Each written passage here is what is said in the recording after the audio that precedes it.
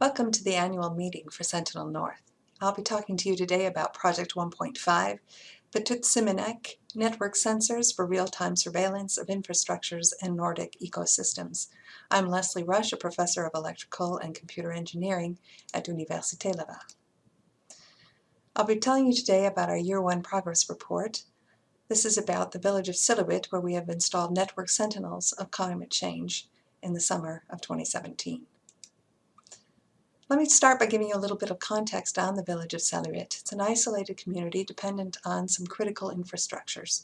Essentially, the airport road and the airport runway are the main lines of connection with the rest of the world for the village of Salluit. It includes the movement of people and cargo for the majority of the year. It's a small but growing community. The population is about 1,400 people now, but more importantly, the average age is under 20 years old. And because of this, there's a requirement for a significant amount of new construction.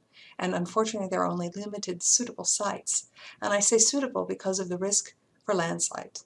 There have been several incidents in the last years of landslides in the village of Salluit, and it is not surprising to understand that the village has been very concerned about this landslide risk, which can be attributed to the thawing of the permafrost layer due to climate change and global warming. So in addition to the landslide risk, which is an obvious risk to infrastructure, there's also the exposure of the critical infrastructure, such as the airport road, which is also being affected by the permafrost, even if it isn't as catastrophic as a landslide. But there have been many crumpled roads, which is very dangerous for the community's well-being. So I'll start by explaining some of the existing studies, beginning with the quality of the airport road following the 2010 landslide and the deformed road to the airport. There was an effort made to counteract the effects of global warming, and then you can see here these white plastic candy cane structures, which basically are methodologies put in place to try and keep the permafrost frozen despite the warming trends.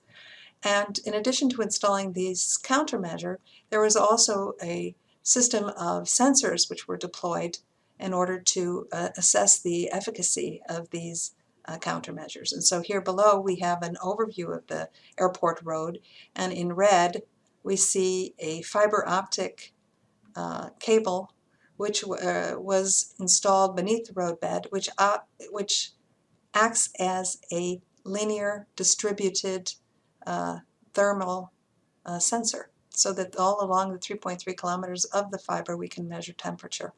There are also some isolated sensors across the roadbed to monitor the quality of the road. The idea of these sensors is to detect any local heat sources which may be putting at risk the roadbed.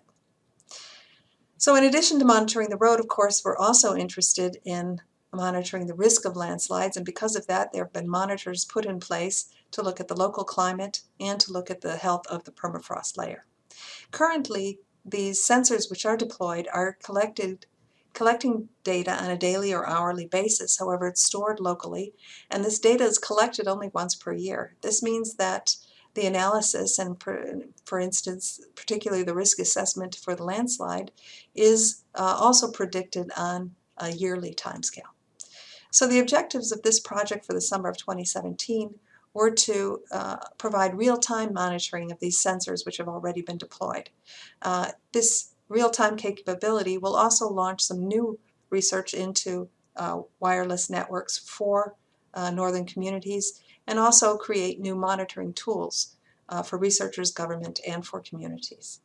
Now, in order to attain these objectives, we have used proprietary radios from Campbell Scientific, the makers of the sensors that we're using, and some rugged LTE modems, rugged and developed for deployment in the very cold climate, available from the Pitutsimaniq regional government.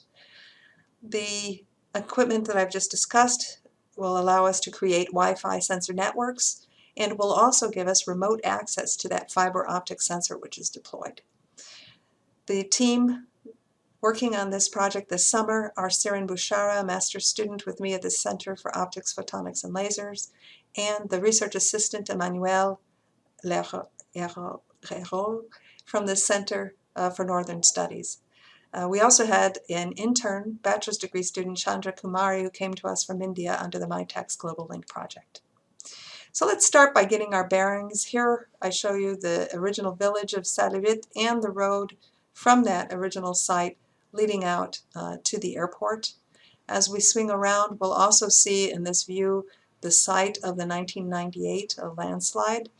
And as we continue swinging around, we'll see a lot of the new construction, new homes that have been deployed recently. If we move on, now we'll look at the same sites with sensors. We'll start from the site of the 1998 landslide, and we'll see that there's been a weather station which measures ambient air temperature, wind velocity, etc. in this area where landslides are possible. As we swing around to the other side of the road here, there are also deployed sensors to monitor the permafrost layer in this valley where landslide risk is high. So that's the landslide risk sensors, and we also have the roadbed sensors. We have the fiber optic sensor for the airport, and if we continue along the airport road, there are some isolated sensors also which have been deployed. So in these sites with sensors, we have gone through and we're going to be adding to them some radios. And these radios allow us to create interconnectivity between the sensors and a base station where we have a modem which acts as the host for both the Wi-Fi network and connects to a cellular network. The other sensor that we're going to want to connect to is the fiber optic sensor, and for that we're deploying a computer locally in that little box, and that computer will be tethered to a cellular modem.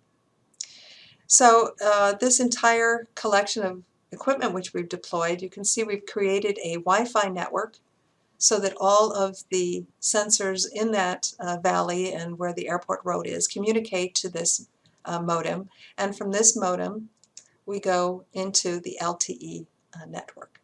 So at this point the Wi-Fi network is working well and is already deployed. We're having some issues with the equipment on the LTE network which we hope to resolve in the coming month. So these LTE modems communicate via the local cellular network, the local cellular LTE network provided by the Tama'ani internet provider for the Grand Nord de Quebec. And this LTE cellular network in turn is connected to a satellite network which provides the backhaul. So the entire community's communications pass by this satellite, and via the satellite we have access to the global internet, whereby the information we're collecting from the sensors will be available to researchers at Laval University. So that's been our project for the first year, and our next steps are to develop our own innovative fiber optic sensors. We're interested in developing multi-core fibers which will allow us to measure deformations in the roadbed as well as temperature. So that will combine the good aspect of having distributed linear coverage for temperature and add to that interspersed advanced sensors for the deformation. And of course we'll need signal processing to interpret the signals that we are collecting from this multi-core fiber. We'll also be looking into some issues in wireless sensor networks for the North, focusing on low power consumption and some cooperative routing for redundancy and good connectivity.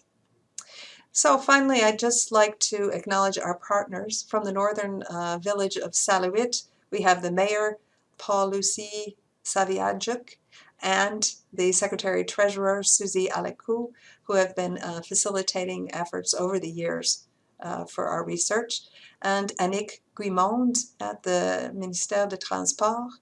And of course, none of this would be possible without the cooperation and support of the Tama'ani internet provider from the Kativik Regional Government.